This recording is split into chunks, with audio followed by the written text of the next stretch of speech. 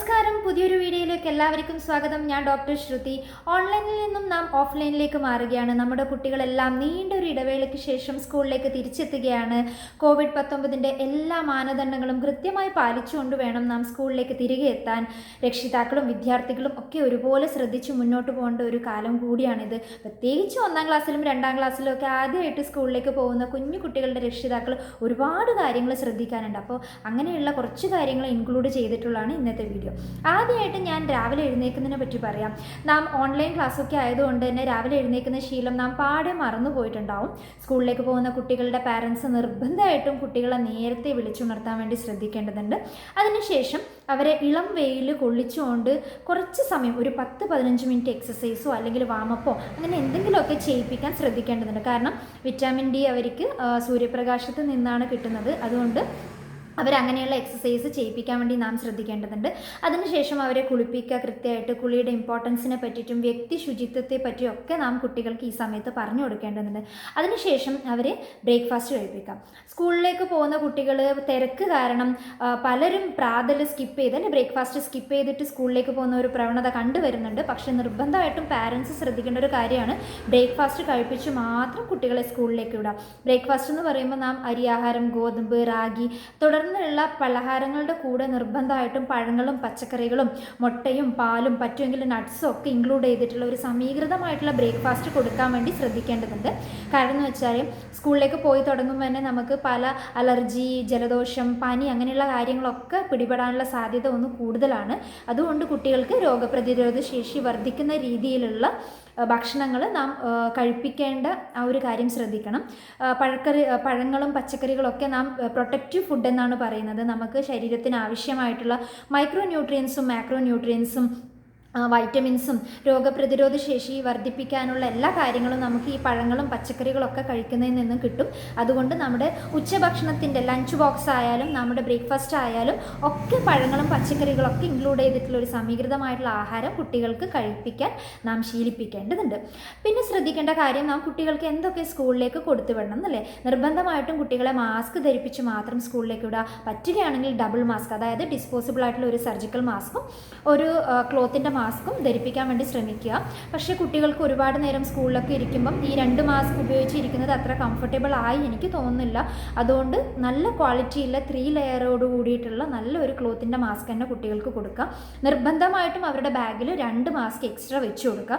കാരണം കുഞ്ഞു കുട്ടികളായാലും വലിയ കുട്ടികളായാലും നമ്മൾ വെള്ളം കുടിക്കുമ്പോഴും സംസാരിക്കുമ്പോഴും വേർപ്പും ഒക്കെ കാരണം ഈ മാസ്ക് പെട്ടെന്ന് മുഷിയാനുള്ള ഒരു സാധ്യതയുണ്ട്. അതുകൊണ്ട് അവരെ കൃത്യമായിട്ട് ഇതുപോലെ മാസ്ക് നനയുകയാണെങ്കിൽ അതിൻ്റെ ബുദ്ധിമുട്ടുകളൊക്കെ കുട്ടികളെ പറഞ്ഞ് മനസ്സിലാക്കി കൊടുക്കുക. കൃത്യമായിട്ട് മാസ്ക് മാറാനുള്ള കാര്യം കൂടെ നാം പറഞ്ഞു കൊടുക്കണം. നാം കൊണ്ടുപോകുന്ന ഫ്രഷ് ആയിട്ടുള്ള മാസ്ക് വേറെ തന്നെ ഒരു കവറിൽ സൂക്ഷിക്കാനും നാം ഉപയോഗിച്ച ശേഷം മുഷിഞ്ഞിട്ടുള്ള മാസ്ക് വേറെ തന്നെ വെക്കാനും ഒക്കെ കുട്ടികളെ പറഞ്ഞ് ശീലിപ്പിക്കണം. പിന്നെ മാസ്ക് ഉപയോഗിച്ചതിന് ശേഷം കുട്ടികൾ അലക്ഷ്യമായി വേസ്റ്റ് ബിന്നിലോ അല്ലെങ്കിൽ ഗ്രൗണ്ടിലോ ഒക്കെ കളയാതിരിക്കാനുള്ള കാര്യങ്ങൾ കൂടെ നാം കുട്ടികളെ പറഞ്ഞ് മനസ്സിലാക്കേണ്ടതുണ്ട്. രണ്ടാമത്തെ കാര്യം, കുട്ടികൾക്ക് നിർബന്ധമായിട്ട് സാനിറ്റൈസർ അല്ലെങ്കിൽ കൈ കഴുകാനുള്ള സോപ്പോ അല്ലെങ്കിൽ പേപ്പർ സോപ്പോ അല്ലെങ്കിൽ ലിക്വിഡായിട്ടുള്ള ഹാൻഡ് വാഷോ അങ്ങനെയുള്ള കാര്യങ്ങൾ കൊടുത്തുവിടുക. കുഞ്ഞു കുട്ടികളാണെങ്കിൽ അവർക്ക് എളുപ്പം കൈകാര്യം ചെയ്യാൻ പറ്റുന്ന രീതിയിലുള്ള കുഞ്ഞു ബോട്ടിൽസിലൊക്കെ ഈ കാര്യങ്ങൾ കൊടുത്തുവിടുന്നതായിരിക്കും ഏറ്റവും നല്ലത്. ആദ്യമായിട്ട് സ്കൂളിൽ പോകുന്ന കുട്ടികൾക്ക് ടീച്ചേഴ്സിനോടുള്ള ആശയവിനിമയവും ബാത്റൂമിൽ പോകാനുള്ള ആ കാര്യങ്ങൾ പറയാനുള്ള ബുദ്ധിമുട്ടും ഒക്കെ ഉണ്ടാവും. അപ്പോൾ കുട്ടികൾക്ക് ഈ കാര്യങ്ങളൊക്കെ പറഞ്ഞു കൊടുക്കണം.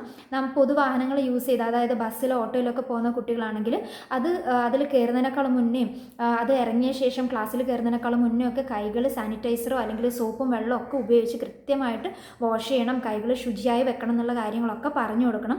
ബാത്റൂമിൽ പോകുന്നതിനേക്കാളും മുന്നേ അത് ഉപയോഗിച്ചതിന് ശേഷമൊക്കെ കൈകൾ കഴുകണം എന്നുള്ള കാര്യങ്ങളൊക്കെ മാതാപിതാക്കൾ വേണം പറഞ്ഞ് മനസ്സിലാക്കാൻ. സ്കൂളിൽ കൃത്യമായിട്ട് വെള്ളം കിട്ടുന്നുണ്ടോ എന്നുള്ള കാര്യങ്ങളൊക്കെ രക്ഷിതാക്കൾ ടീച്ചേഴ്സിനോടോ അധികൃതരോടൊക്കെ നാം ചോദിച്ച് മനസ്സിലാക്കേണ്ടതുണ്ട്. മൂന്നാമത്തെ കാര്യം, കുട്ടികൾക്ക് കുടിക്കാനുള്ള വെള്ളവും കഴിക്കാനുള്ള ലഞ്ചും ഒക്കെ വീട്ടിൽ നിന്ന് തന്നെ കൊടുത്തു വിടുക. കുട്ടികൾക്ക് സ്കൂളിൽ വെള്ളം കുടിക്കാൻ കിട്ടുന്നുണ്ടെങ്കിൽ കൂടി തിളപ്പിച്ചാറിയ വെള്ളം നാം വീട്ടിൽ നിന്നും കൊടുക്കാൻ അത്രയും ശ്രദ്ധിക്കേണ്ടതുണ്ട്. പിന്നെ ഈ ഒരു കോവിഡിൻ്റെ സമയമായതുകൊണ്ട് തന്നെ നമ്മുടെ വെള്ളം കുടിക്കാനുള്ള വെള്ളം, നമ്മളെ ഭക്ഷണങ്ങൾ, പിന്നെ പേന, മാസ്ക്, റബ്ബർ അങ്ങനെയുള്ള കാര്യങ്ങൾ കുഞ്ഞു കുട്ടികൾ അങ്ങോട്ടും ഇങ്ങോട്ടൊക്കെ ഷെയർ ചെയ്യും. അപ്പോൾ സ്നേഹപൂർവ്വം നാം അതിനെയൊക്കെ വിലക്കണം. ആ കാര്യങ്ങളൊക്കെ കുട്ടികൾക്ക് പറഞ്ഞ് മനസ്സിലാക്കി ഇത് കൊടുത്താൽ എന്താ സംഭവിക്കുക എന്നുള്ള കാര്യങ്ങളൊക്കെ പറഞ്ഞ് കൃത്യമായി സ്നേഹത്തോടു കൂടെ, ഒരു ദേഷ്യ വെറുപ്പ് അങ്ങനെയൊന്നും വരാതെ ഒരു സ്നേഹത്തോടു കൂടെ നാം പറഞ്ഞ് മനസ്സിലാക്കി കൊടുക്കേണ്ടതുണ്ട് കുട്ടികൾക്ക്. അതുകൊണ്ട് തന്നെ വെള്ളവും ഭക്ഷണമൊക്കെ വീട്ടിൽ നിന്ന് തന്നെ നാം കൊടുത്തു വിടണം. പിന്നെ ഇത് വെള്ളമൊക്കെ കുടിച്ചതിന് ശേഷം, ഭക്ഷണമൊക്കെ കഴിച്ചതിന് ശേഷം അതിന് മുന്നേയും കൈകളൊക്കെ എങ്ങനെ ശുചിയാക്കണം എന്നുള്ള കാര്യങ്ങൾ നാം കൃത്യമായിട്ട് പറഞ്ഞു കൊടുക്കേണ്ടതുണ്ട്. പിന്നെ ക്ലാസ് കഴിഞ്ഞതിന് ശേഷവും ക്ലാസ് എടുക്കുന്ന സമയത്തൊക്കെ കുട്ടികൾ കൂട്ടം കൂടി ഇരിക്കുന്നത് രക്ഷിതാക്കൾ വീട്ടിൽ നിന്ന് പറഞ്ഞു കൊടുക്കണം, ടീച്ചേഴ്സ് സ്കൂളിൽ നിന്ന് ശ്രദ്ധിക്കേണ്ടതുണ്ട്. മാത്രമല്ല, നാം ബസ്സിൽ കയറുന്ന സമയത്തും അതിൽ യാത്ര ചെയ്യുന്ന സമയത്തെല്ലാം നാം എന്തൊക്കെ കാര്യങ്ങൾ ശ്രദ്ധിക്കണം എന്നുള്ളത് കൂടെ കുട്ടികൾക്ക് പറഞ്ഞു കൊടുക്കണം. അനാവശ്യമായി കമ്പികളിൽ പിടിക്കുന്നതോ അല്ലെങ്കിൽ സീറ്റിൽ അവിടെ ഇവിടെ ഒക്കെ തൊടുന്നതൊക്കെ കുട്ടികളെ പറഞ്ഞ് മനസ്സിലാക്കണം. അങ്ങനെ അഥവാ തൊട്ടിട്ടുണ്ടെങ്കിൽ നമ്മൾ കൃത്യമായി സാനിറ്റൈസർ ഉപയോഗിച്ച് കൈകൾ ശുചിയാക്കണം എന്നുള്ള കാര്യങ്ങൾ കൂടെ നാം കുട്ടികൾക്ക് പറഞ്ഞു കൊടുക്കേണ്ടതുണ്ട്.